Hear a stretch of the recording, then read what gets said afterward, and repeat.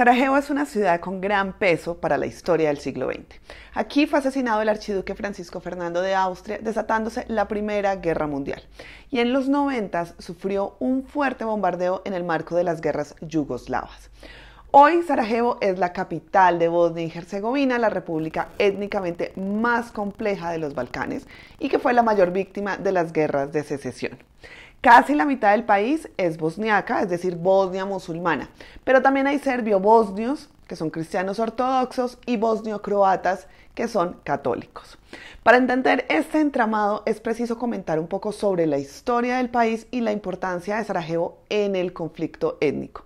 Ello lo vamos a ir viendo mientras conocemos sus lugares más representativos. Soy Juliana Hurtado, comenzamos. Rodeada de montañas, Sarajevo es una ciudad singular con una atractiva mezcla de Oriente y Occidente. En su día fue un crisol de religiones, lo que le valió el sobrenombre de la Jerusalén de Europa. En unas pocas manzanas aún se pueden encontrar grandes catedrales católicas y ortodoxas, sinagogas, así como numerosas mezquitas. Fue tal la diversidad que incluso la Catedral Católica del Sagrado Corazón, la Catedral Ortodoxa de la Natividad y la Mezquita Ferjadilla comparten manzana en la ciudad. Sarajevo fue fundada oficialmente en 1462 por los turcos otomanos y su nombre deriva de la palabra turca saray, que significa corte o palacio. Se enriqueció como centro de comercio de seda y se desarrolló considerablemente en la década de 1530 cuando el gobernador otomano Husrev Bek llenó la ciudad de mezquitas y bazares cubiertos. De ese pasado nos ha llegado el barrio de Bascarsija, el corazón del viejo Sarajevo. Su nombre procede del turco y significa mercado principal y todavía está repleto de puestos, un animado callejón de artesanías turcas y grandes mezquitas otomanas. Además es famoso por tener la mejor oferta gastronómica de la ciudad, que va desde el café bosnio o café turco hasta las típicas comidas de herencia otomana como el burek o el shevapi. Allí también encontramos la fuente de Sevili, de origen otomano, y cuenta la leyenda que quien beba de esta fuente regresará tarde o temprano a Sarajevo. Así que no te preocupes si no alcanzas a visitar toda la ciudad, solo tienes que beber un buen sorbo. La mezquita Gazi Husrev Bek en el barrio turco es la más grande de todo el país. Es una obra del gran gobernador Gazi Husrev Bek, quien embelleció la ciudad al mejor estilo otomano. Esta mezquita de 1531 es su obra más grande y está gobernada por una cúpula principal y un solo minarete de más de 45 metros de altura. Lamentablemente, durante la Guerra de los Balcanes, la mezquita quedó parcialmente destruida, pero hoy está reconstruida. En sus cercanías está la antigua sinagoga judía.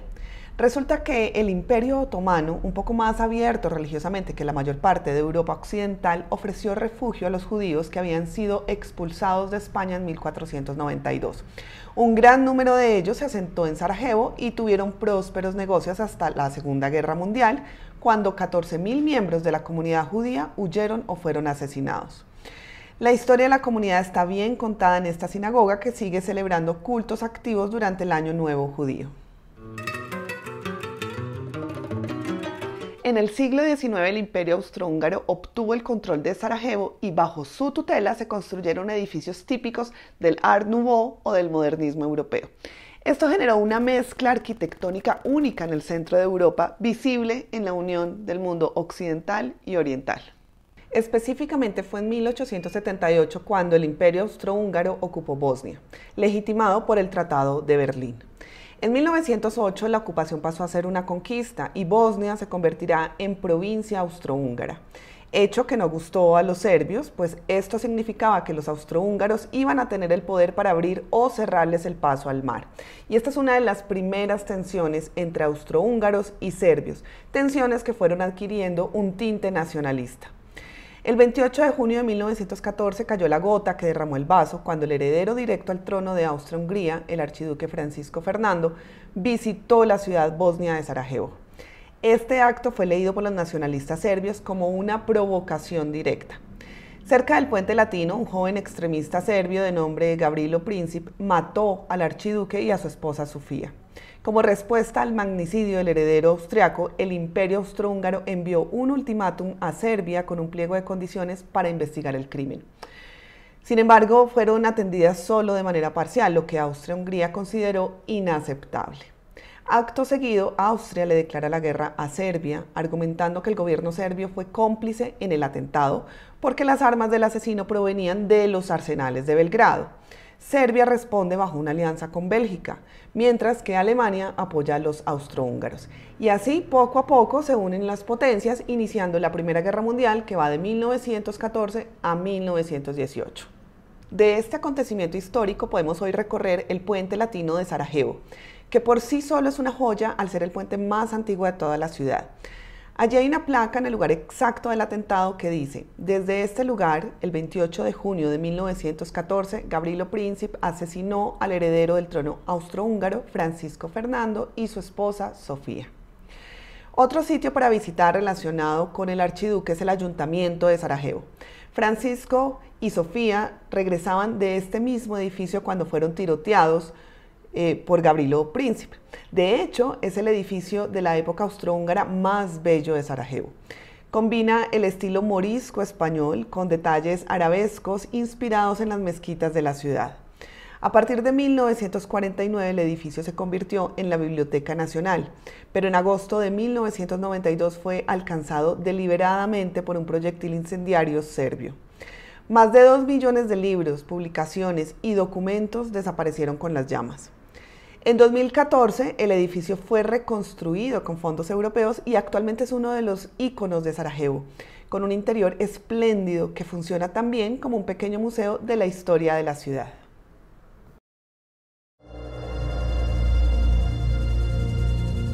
Con el declive del poder turco y la tensionante llegada de los austrohúngaros, en los Balcanes aparecieron nacionalismos que dieron origen al yugoslavismo, que es la idea de unir a los eslavos del sur, porque yugo significa sur, bajo una misma bandera. El obispo croata Josip Strossmayer fue un firme defensor de esta idea y fundó la Academia Yugoslava de las Artes y las Ciencias en 1867. El nacionalismo en los Balcanes incrementó cuando en 1912 Serbia, Montenegro, Grecia y Bulgaria formaron la Liga de los Balcanes con el fin de destruir los últimos restos del Imperio Otomano en el continente europeo. Esto llevó a la Primera y Segunda Guerra de los Balcanes, que terminó meses antes del asesinato del archiduque en Sarajevo. Como había comentado, este acontecimiento fue el casus belli de la Primera Guerra Mundial, una guerra que provocó una pérdida de vidas inimaginable y la caída de los imperios austriaco y otomano, dejando un vacío de poder imperial en los Balcanes. Del reino de Montenegro surgió el reino de serbios, croatas y eslovenos, nombre que hacía alusión a la conformación étnica del reino y no solamente a la parte política, porque allí también estaban Bosnia y Montenegro. Este reino fue una especie de sueño paneslavo que fue rebautizado como Yugoslavia en 1929. Con el estallido de la Segunda Guerra Mundial en 1939, Yugoslavia quedó dividida entre la Alemania nazi, la Italia de Mussolini y el Estado independiente de Croacia, dirigido por el partido de extrema derecha Ustaše, aliado de los nazis. Durante la guerra fueron sistemáticamente asesinados grupos de serbios ortodoxos, judíos, rumaníes y comunistas. Como contraposición estaban 2 movimientos de resistencia, los Chetniks, que eran realistas serbios dirigidos por Draza Mihailović, y los partisanos procomunistas dirigidos por Josip Broz Tito. Fueron estos partisanos los que contaron con el mayor apoyo civil y quienes vencieron a los nazis, y al final de la guerra fueron apoyados por británicos y soviéticos. Yugoslavia y Albania fueron los únicos países de Europa en los que los comunistas tomaron el poder sin la ayuda de la Unión Soviética. Y esto es importante aclararlo porque se tiende a pensar que en la Guerra Fría la única manera de ser comunista era ser soviético. Craso error, porque existe el comunismo chino que se aparta del modelo soviético en 1956, así como el comunismo yugoslavo de Tito, quien corta lazos con Stalin en 1948. En los años 60, Yugoslavia se enfrentó a desacuerdos internos. Las repúblicas más ricas como Croacia querían más poder, mientras que los líderes comunistas serbios querían un control más centralizado. Además, la mayoría albanesa de Kosovo empezó a protestar contra el control serbio, lo que inició el largo ciclo de disturbios, violencia y represión. La situación se agudiza con la muerte de Tito en 1980. Tito era la figura fuerte del país, una especie de padre fundador. Tras él pasaron muchos jefes de Estado que duraban poco y no tenían la capacidad política del gran predecesor. En 1987, los nacionalismos que habían sido reprimidos durante el régimen de Tito salen a la luz bajo una voz de independencia, especialmente en Eslovenia, Croacia y Bosnia. Son ellos quienes buscan la separación. Mientras Montenegro y Serbia, liderada por Slobodan Milošević, se alían para mantener la unidad yugoslava. El 25 de junio de 1991, Eslovenia declara su independencia de Yugoslavia, seguida por su vecina Croacia. Con esto inicia la guerra yugoslava que va de 1991 hasta el 2001. Y entender esta guerra tiene su complejidad porque las facciones son tanto territoriales, así como étnicas y religiosas. Estamos hablando de facciones militares de serbio-bosnios, serbo-croatas, bosnio-musulmanes, etc.